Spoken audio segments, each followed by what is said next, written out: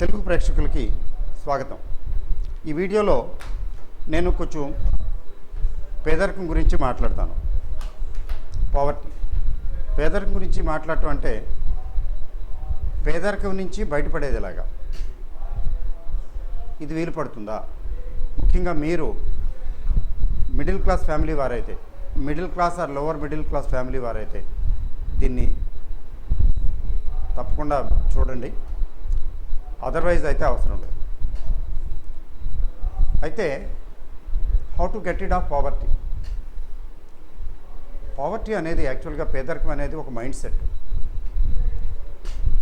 అది పేదరికం అనే కాబ్ వెబ్లో, ఊబిలో, ఫిక్స్ హ్యాండ్ అంటాం కదా, ఊబిలో ఇరుక్కుపోయిన వాళ్ళు, ఆ విశ్వవలయంలో ఉన్న వాళ్ళు అలా ఉంటూనే ఉంటారు.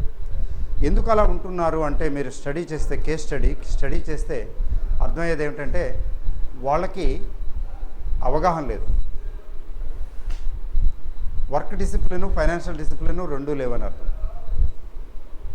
So work discipline, financial discipline ఎక్కడైతే ఉండవో అక్కడ పావర్టీ ఉంటుంది. సో ఎలాగంటే వర్క్ డిసిప్లిన్ వల్ల, అంటే పేదరికం అంటే వర్క్ డిసిప్లిన్ వల్ల ఏమవుతుంది, మైండ్ సెట్, నేను ఇది చేయలేను, అది చేయలేను, ఇది నా వల్ల కాదు, అది నా వల్ల, ఇది నీ వల్ల కాదు, లేకపోతే ఇది నా కర్మ, అట్లాంటి మైండ్ సెట్తో ఉన్నవాళ్ళు ప్రోగ్రెస్ కోసం, డెవలప్మెంట్ కోసం, ఆదాయ వనరులు పెంపొందించుకోవటం కోసం పనిచేయరు. కొంతమంది ఏంటంటే దురలవాట్లు, ఏవేంటో అలవాట్లు ఉంటాయి కదా, ఆ అలవాట్ల వల్ల కూడా వాళ్ళు పైకి రాలేరు. ఆ అలవాట్లు ఉండటం కూడా ఒక రకమైనటువంటి మైండ్ సెట్టే, bad mind set. So income one reason. Income అనేది ఇంపార్టెంట్, అది ఇంప్రూవ్ చేసుకోవాలి. ఇన్కమ్ ఇంప్రూవ్ అయితే పేదరికం నుంచి బయటపడడానికి అవకాశం ఉంది. That is one thing. But mistake ఏంటంటే what most of the people are mistaken is increase of income gets you out of poverty. అదే నిజమైతే ఎంతో ఆదాయం ఉండి కూడా, లేదా రీజనబుల్ లెవెల్స్లో ఆదాయం ఉండి కూడా పేదరికంలోనే మగ్గే వాళ్ళని మనం చూస్తుంటాం. ఇంకా అప్పులు ఊబిలో ఇరుక్కున్న వాళ్ళని చాలామంది చూస్తుంటాం. అది ఎందుకని? ఇన్కమ్ ఉంటుంది కానీ అప్పులు ఉంటాయి, అప్పులోంచి బయటపడరు. కొంతమంది చూడండి, ఇన్కమ్ తక్కువ ఉంటుంది కానీ అప్పులు ఉండవు. ఫ్యామిలీ సైజ్ దాదాపు ఒకేలా ఉంటుంది. అంటే ఎక్కడ ఉంటుంది? ఇన్కమ్ ఒక్కటే కాదు, స్పెండింగ్ ప్యాటర్న్. ఆ ఇన్కమ్ని ఎక్కడ అలొకేట్ చేస్తున్నావు, వచ్చే డబ్బుల్ని ఎక్కడెక్కడ పెడుతున్నావు, దేని నిమిత్తం ఖర్చు పెడుతున్నావు అనేది చాలా ఇంపార్టెంట్. సో చాలామంది బై మిస్టేక్ ఇన్కమ్ ఒకటే అనుకుంటారు. Income is not only the factor, income is a factor. Second and very important factor is, predominant factor is spending allocation, spending pattern. అంటే వచ్చే ఆదాయాన్ని ఎక్కడ ఎలా ఖర్చు పెడుతున్నాము, అది చాలా ఇంపార్టెంట్. మీకు ఒక కేస్ స్టడీ చెప్తాను, షార్ట్ స్టోరీ. ఇది యాక్చువల్గా జరిగిన స్టోరీయే, ఇద్దరు బ్రదర్స్ స్టోరీ ఇది. దీని నుంచి కొంత మనం ఈ కేస్ స్టడీ నుంచి కొంత డ్రా చేయొచ్చు కంక్లూజన్. ఇద్దరు బ్రదర్స్ ఉన్నారండి, ఇప్పటికీ ఉన్నారు. ఈ ఫ్యామిలీస్ ఉన్నాయి. బ్రదర్ 1 పెద్దవాడు, బ్రదర్ 2 చిన్నవాడు.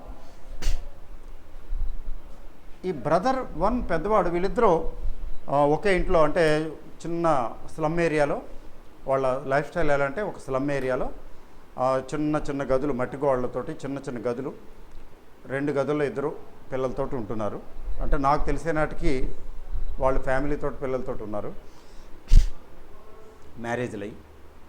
అయితే ఫాదరు మదరు చిన్నప్పుడే ఎప్పుడో పోయినట్టున్నారు, వాళ్ళు లేరు, ఎవరు లేరు. వీళ్ళు స్వయం కృషి, కాయ కష్టం మీద, పెద్ద చదువుకోలేదు వాళ్ళు. మామూలుగా కూలీ నాలి ఏదో చేతనైన పనులు చేసుకుని బతుకుతున్నారు, ఏదో పని చేసుకుని బతుకుతున్నారు స్లమ్ ఏరియాలో. అది నేను చూసే నాటికి. ఇద్దరికి ఫ్యామిలీస్ ఉన్నాయి. ఇక్కడ పెద్ద బ్రదరు కొంచెం ఇంటెలిజెంట్, షార్పు, ఏ పనైనా చాలా రకాల పనులు చేయగలడు, టెక్నికల్ నాన్ టెక్నికల్ చేయగలడు, చేస్తూ కొంచెం బాగానే సంపాదిస్తున్నాడు, మంచి ఇన్కమే ఉంది. అంటే ఆ ఫ్యామిలీకి సరిపడా ఉంది అండ్ సంపాదిస్తున్నాడు కూడా, గుడ్ ఇన్కమ్.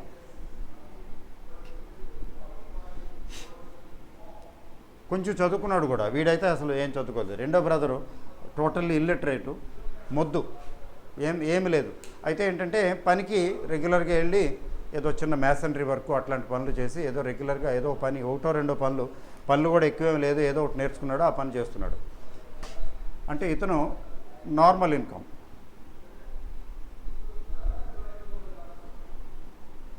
ఇద్దరికి ఫ్యామిలీస్ ఉన్నాయి, పిల్లలు ఉన్నారు.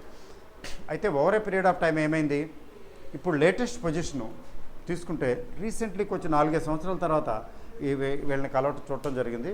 వీళ్ళ ఫ్యామిలీ కూడా ఎక్కడో చూశాను. వీళ్ళు ఈ ఉన్న ప్లేస్ నుంచి 2-3 చోట్ల 4-5 చోట్ల మారారు, ఇంకెక్కడో ఏదో ప్లేస్లో ఉంటున్నారు. ఇతనికి ఇప్పుడు ఆల్మోస్ట్ 70 ఏళ్ళు, 70 years పెద్ద అతనికి. ఇప్పటికీ పనిచేస్తున్నాడు. అనుకోకుండా ఎప్పుడో 4-5 సంవత్సరాల కిందట 3-4 సంవత్సరాల కిందట వెళ్ళడం, ఏదో ఊరు వెళ్ళటం జరిగింది. అక్కడ కనిపిస్తే అడిగితే ఏం చేస్తున్నావు అంటే ఏదో ఇక్కడ పనిచేస్తున్నాను అన్నాడు. అంతే. సొంత ఇల్లు లేదు, పిల్లలు ఉన్నారు. ఏదో పెళ్ళిళ్ళు అయినట్టున్నాయి, ఇద్దరు ముగ్గురు పిల్లలు ఉన్నారు, సెటిల్ అయ్యారు. బట్ వెల్ సెటిల్డ్ ఏం కాదు, ఏదో సో ఆ తాగుడు అట్లాంటి అలవాట్లు అంతా గందరగోళం, నాట్ సెటిల్డ్. అయితే వీళ్ళు సెటిల్డ్ అంటే వీళ్ళు సెటిల్డ్ కాదు. వాట్ హ్యాపెండ్, ఎందుకు అలా జరిగింది అంటే, ఈ పెద్ద బ్రదర్ వైఫ్ చాలా దోబరా మనిషి. నేను క్లోజ్గా స్టడీ చేశాను నాకు తెలిసిన రోజుల్లో. చాలా దోబరా మనిషి. సినిమా అంటే ఆ రోజుల్లో మీకు తెలియదే ఉంది, సినిమాలో పిచ్చి ఎక్కువ ఉండేది కదా. సినిమా కొత్తగా రిలీజ్ అయిందంటే ఫస్ట్ రోజున వెళ్ళి చూసేసేయాలి.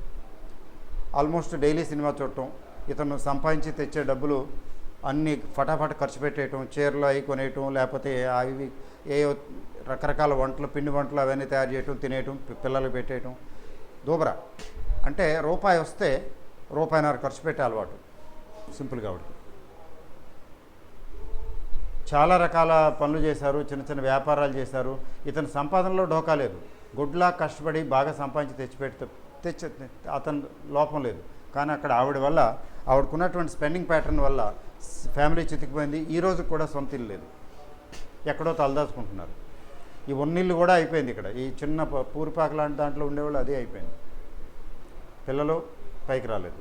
నెక్స్ట్ వీళ్ళ పరిస్థితి ఏంటి, వీడికి 30-35 years వచ్చే నాటికి ట్యూబర్క్యులోసిస్ అని టీబీ రోగం వచ్చింది. ఆ టీబీ రోగంతో మంచాన పడ్డాడు. సంపాదన లేదు. కానీ వీడి వైఫ్ కొంచెం చిన్న చిన్న పనులు చేసుకుంటూ, చిన్న చిన్న వ్యాపారాలు, చిన్న చిన్న పనులు చేసుకుంటూ, అలా కొంచెం డబ్బులు సంపాదిస్తూ, పొదుపు చేస్తూ, ఫ్యామిలీని నెట్టుకుంటూ గడుపుకుంటూ వచ్చి, అంతేకాదు వన్ ఫైన్ డే ఇతను వెళ్ళిపోయాడు పైకి. 4-3 ఏళ్ళు టీబీ, ఆ రోజుల్లో టీబీకి వైద్యం లేదు, వెళ్ళిపోయాడు, చచ్చిపోయాడు కూడా. పిల్లల్ని సాకుతూ పెంచుకుంటూ ఈ రోజున 2 ఇళ్ళు సంపాదించింది. ఇల్లు సంపాదించడం కాదు, స్థలం కొని ఒక చోటకి ఇల్లు కట్టించింది, ఇంకో చోట స్థలం కొని ఇల్లు కట్టించింది. పెంకుటిల్లు కాకుండా మామూలుగా స్లాబ్ ఇల్లు. కొంత తాను అద్దుకుంటున్నది, మిగతా అంతా అద్దెలకి ఇచ్చింది. అద్దెలు వస్తున్నాయి. పిల్లలు పెద్దోళ్ళు అయ్యారు, పిల్లల్ని పనిలో పెట్టింది. చదువులు సంధ్య లేవు, పనిలో పెట్టింది. వాళ్ళు సంపాదిస్తున్నారు, తల్లికి సపోర్ట్ చేస్తున్నారు. వీళ్ళు చాలా కంఫర్టబుల్గా బతుకుతున్నారు. అక్కడ ఇప్పటికీ ఆ స్లమ్ ఏరియాకి దగ్గరలోనే ఉంటున్నారు. కానీ అక్కడ ఉండే చాలా ఫ్యామిలీస్ కంటే బెటరు. ఈవిడ దగ్గర క్యాష్ కూడా ఉంది ఇప్పుడు. అయితే వయసులో ఉన్నప్పుడు ఏమి తిన్నది, పిల్లలకి ఏం పెట్టింది డౌటే. ఎందుకంటే ఆదాయం చాలా తక్కువ, ఉన్నంతలోనే అన్నీ గడిపేది. ఇతన్ని కంపేర్ చేసి చెప్పండి. ఇతనికి ఆదాయం ఉంది, తెలివితేటలు ఉన్నాయి, అన్నీ ఉన్నాయి. ఇతనైతే మధ్యలో చనిపోయాడు కూడా. కానీ why these are better, why they are leading a better life. Simple. వీళ్ళకి స్పెండ్ చేయటం, వచ్చే ఆదాయాన్ని ఎలా స్పెండ్ చేయాలి, ఏ పొదుపు ఎలా చేయాలి, ఎందుకు చేయాలని తెలియలేదు. వీళ్ళు డిసిప్లిన్డ్ లేరు. వీళ్ళకి డిసిప్లిన్ లేదు. పిల్లలకి డిసిప్లిన్ రాలేదు. పిల్లలు అందుకు రాలేదు, పనికి రాలేదు. కానీ వీళ్ళకి డిసిప్లిన్ ఉంది, పొదుపు ఉంది, పైకి వచ్చారు. కంక్లూజన్ ఏమిటి, ఇది యాక్చువల్గా రియల్గా జరిగిన స్టోరీ. వీళ్ళు ఇంకా బతికే ఉన్నారు. సింపుల్.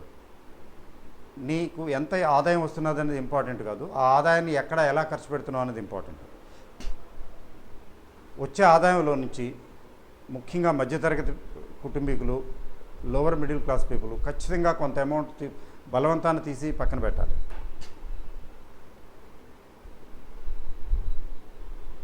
అది చేయకపోతే, బలవంతాన పొదుపు చేయకపోతే చాలా కష్టం. ఏదో రకంగా ఖర్చు అయిపోతాయి. ఎందుకంటే వచ్చే ఆదాయమే అంతంత మాత్రం, పెద్ద ఆదాయం కాదు కదా. So spending pattern is very important. దీన్ని మీకు అర్థమై ఉంటుంది. అండ్ నెక్స్ట్ వీడియోస్లో పొదుపు చేయటం చాలా అవసరమైన విషయం ఇప్పటికే వీడియోస్లో, ఇంకా మిగతా వీడియోస్లో కూడా చాలా ఇంపార్టెంట్ అని చెప్పాను, నొక్కి వక్కాణించడం జరిగింది. నెక్స్ట్ చేసే పొదుపుని ఎలా మదుపు చేయాలి, మదుపు పెట్టాలి. పొదుపు నుంచి మదుపు, ఆదాయం నుంచి పొదుపు, పొదుపు నుంచి మదుపు. ఎక్కడ పెట్టాలి పెట్టుబడి, ఎలా పెట్టాలి, ఎక్కడ పెట్టకూడదు. చాలామంది రకరకాలుగా ఏదో పెడుతుంటారు. కొంతమంది గోల్డ్ అది బంగారు అది కొంటారు, లేకపోతే ఇంకేవేవో చేస్తుంటారు, చేసి డబ్బులు పోగొట్టుకుంటారు, మళ్ళీ బాధపడుతుంటారు, లేకపోతే ఎవరికో ఇస్తారో ఆ డబ్బులు వెనకరావు. సో పొదుపుని మదుపు రూపంలో ఎలా తీసుకురావాలి, ఎక్కడ మదుపు చేయాలి, ఎక్కడ పెట్టుబడి పెట్టాలి, ఎక్కడ పెట్టుబడి పెడితే ఆ పొదుపు ఇంతింతే పెద్ద మొత్తంగా తయారవుతుంది, ఆ విషయం నెక్స్ట్ వీడియోలో చూస్తాం. That is equal important. ఎందుకంటే పొదుపు చేయటం ఒకటే కాదు, ఆ పొదుపుని సక్రమంగా మదుపు పెట్టుబడి పెట్టాలి. ఎక్కడైనా పెట్టుబడి పెట్టినప్పుడు అది పెరుగుతుంది, అప్పుడు అది కూడా ఒక ఆదాయం సృష్టిస్తుంది. అదొక యాసెట్ కింద, అదొక ఆదాయ వనరు కింద తయారవుతుంది. సో నెక్స్ట్ వీడియోలో అది చూడబోతున్నాం. మీకు ఈ వీడియో నచ్చినట్లయితే ఇలాంటి వీడియోస్ కోసం, ఈ పావర్టీ, ముఖ్యంగా నేను పావర్టీ గురించి, పావర్టీ నుంచి బయటపడేది ఎలాగా, ఐశ్వర్యం, వెల్త్ క్రియేషన్ ఎలా చేయాలనే వాటి మీదే మాట్లాడతాను ఈ ఛానల్లో. సో మీకు నచ్చినట్లయితే మీరు సబ్స్క్రైబ్ చేయండి. ఇలాంటి మరిన్ని వీడియోలు మీకు అందుబాటులో ఉంటాయి. Thank you very much.